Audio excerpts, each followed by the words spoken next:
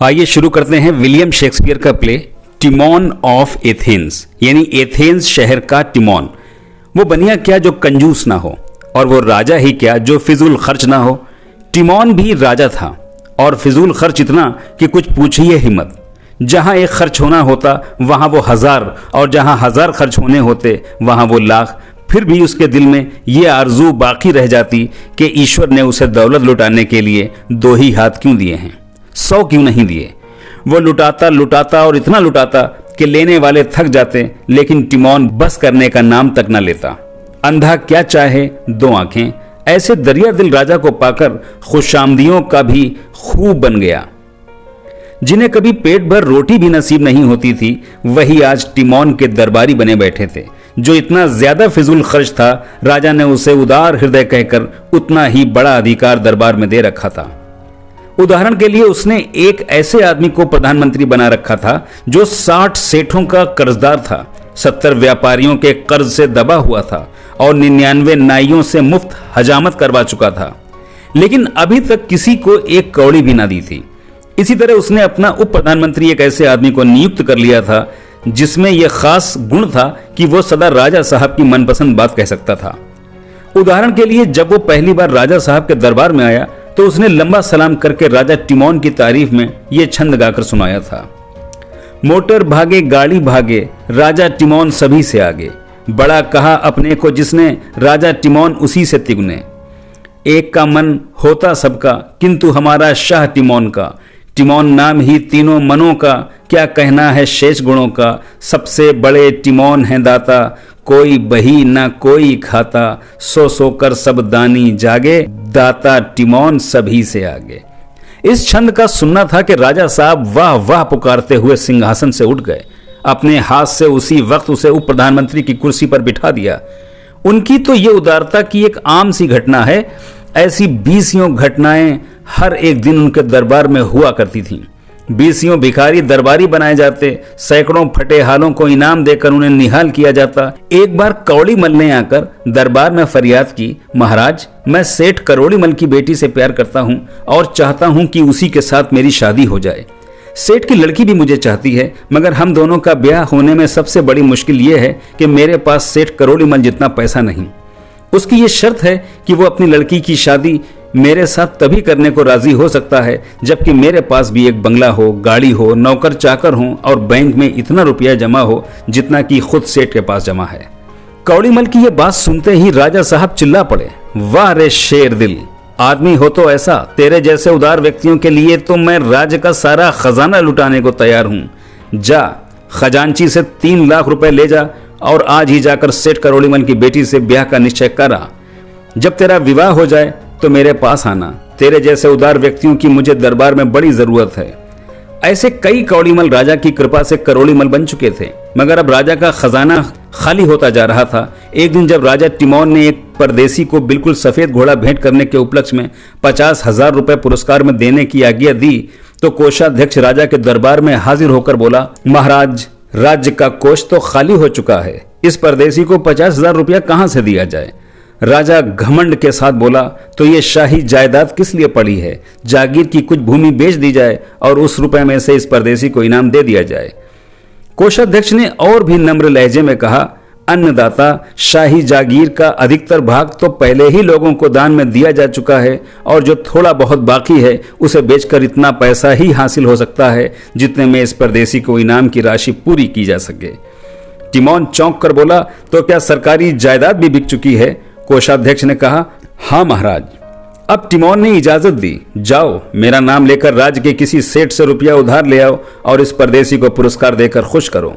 कोषाध्यक्ष राजा की सूचना लेकर एक एक दरबारी और एक एक सेठ के द्वार पर पहुंच गया, मगर जिसने भी सुना कि राजा दिवालिया हो गया उसी ने कोई ना कोई बहाना बनाकर उधार देने में अपनी असमर्थता जाहिर की। सेठ लुशियंस ने दरवाजे पर खड़े खड़े कोषाध्यक्ष से कह दिया, भाई तुम आए भी तो काफी देर से, कल शाम को ही मैंने 3 करोड़ का एक सौदा कर लिया, इसलिए अब राजा साहब की मदद करने को मेरे पास चांदी का 1 रुपया भी नहीं बचा। मेरी तरफ से राजा साहब को निवेदन कर देना कि उनके उपकार बड़े हैं, मगर इस वक्त मैं उनकी मदद करने में बिल्कुल असमर्थ हूं। एक दूसरे अमीर ने भी, जिसे राजा टिमोन ने एक कहार की हालत से उबर कर लाखों का मालिक बनाया था, और जिसे वो स्नेह से बेटा कहकर पुकारता था, कोषाध्यक्ष की दाढ़ी को हाथ लगाकर उसके कान में कह डाला, राजा साहब से कह देना कि रईस तो घर पर मिले ही नहीं, परदेश के दौरे पर गए हुए हैं, मालूम नहीं कब लौटेंगे।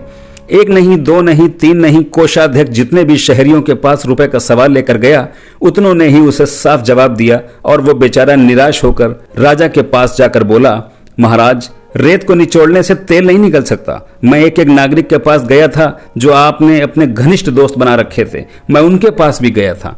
मानो राजा पर किसी ने घड़ों पानी उड़ेल दिया हो। वो कुछ खिसिया कर बोला, तो सबकी आंखें बदल गईं क्या? कोषाध्यक्ष ने आंखों को नीचे करके कहा, महाराज, ये सब दिनों का फेर है। राजा खून का घूंट पीकर रह गया। उसके जी में आया कि अभी हाथ में कटार लेकर निकल पड़ूं और एक एक अमीर की छाती में घुसेड़ कर पूछूं, बताओ एहसान फरामोशों, लालची कुत्तों, क्या मेरे एहसानों का यही बदला है? वे तुम्हारी खुशामदें और तारीफ भरे गीत और मेरी वाह वाही, क्या ये सब मुझसे मेरी संपत्ति लूटने के हथकंडे थे तुम्हारे?